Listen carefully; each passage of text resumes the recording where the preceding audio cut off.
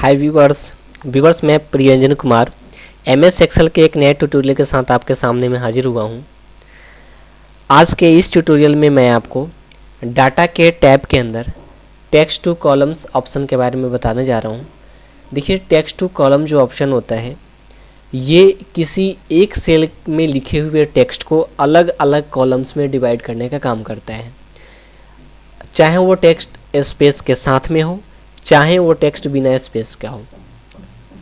तो हम लोग इसको एग्जाम्पल के जरिए समझने की कोशिश करते हैं।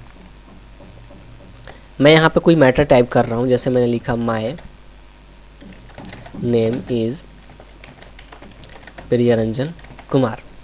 मैंने एक सिंपल से एक मैटर टाइप कर दिया, लेकिन ये जो मैटर है आपका, ध्यान से देखिएगा, एक ही सेल में टाइप किया हुआ है।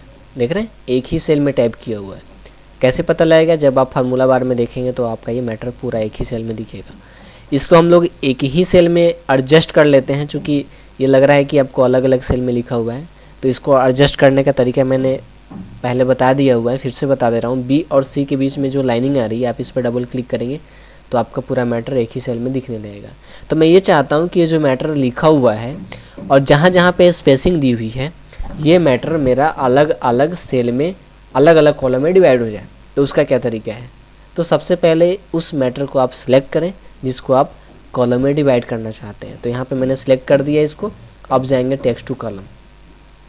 टेक्स्ट टू कॉलम में जाने के बाद में दो ऑप्शन आपके सामने में आएंगे, डेलिमिटेड, फिक्स्ड विड्थ। सबसे पहला जो हमारा ऑप्शन है डेलिमिटेड, इस पर हम लोग काम नहीं करेंगे, नीचे वाले पे हम लोग काम करेंगे। ठीक है, ये मैटर जो आपने टाइप किया हुआ है वो मैटर यहाँ पे शो कर रहा है। नेक्स्ट पे क्लिक करेंगे।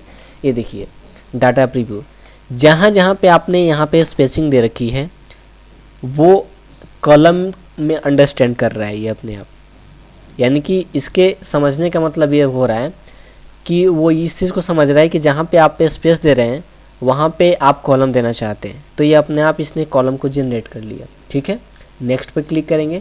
अब ये आपको दिखा रहा है कि वाकई में वो कॉलम में डिवाइड हुआ भी है कि नहीं हुआ। तो आप यहाँ पे क्लिक करके इस चीज़ को देख सकते हैं कि वो मैटर अलग अलग कॉलम में है भी या नहीं भी है। ठीक है, देखने के बाद में आप इसको फिनिश करें। ये देखिए my name is Priyaranjan Kumar.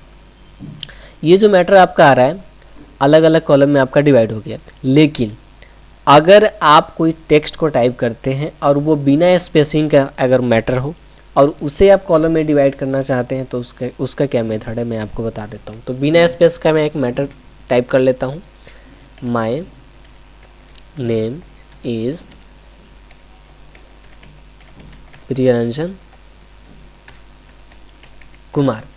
जो मैटर मैंने ऊपर में टाइप किया था सेम मैटर को मैंने नीचे टाइप किया, लेकिन अंतर बस इतना है कि ये बिना स्पेस का है। ठीक है, ऊपर में मैंने स्पेस दे रखा था, ये बिना स्पेस का है।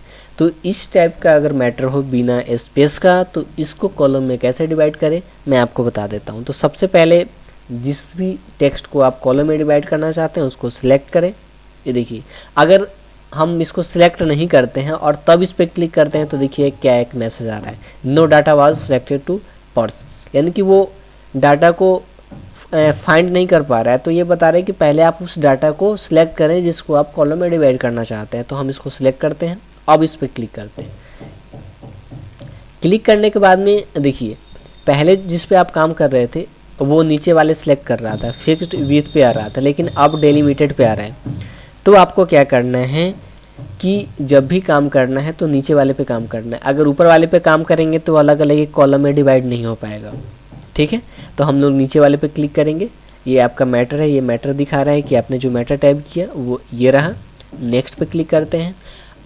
ये इम्पोर्टेंट आपका स्टेप है। देखिए 3 स्टेप आते हैं इसमें। अभी आपका 2 नंबर स्टेप चल रहा है। पहला स्टेप तो मैंने बता दिया, ये दूसरा स्टेप चल रहा है। सबसे इम्पोर्टेंट स्टेप आपका ये 2 नंबर होता है।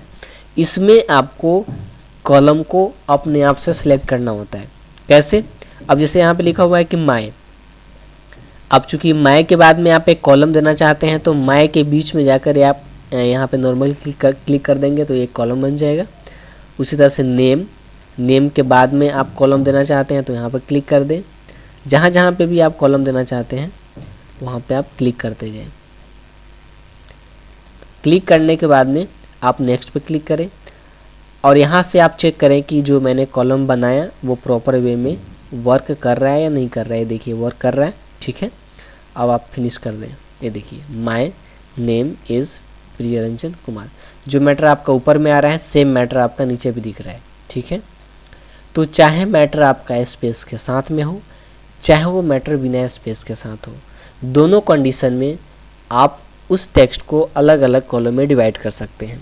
तो उम्मीद है कि टेक्स्ट टू कॉलम कमांड आपको बहुत अच्छे तरीके से समझ में आ गया होगा।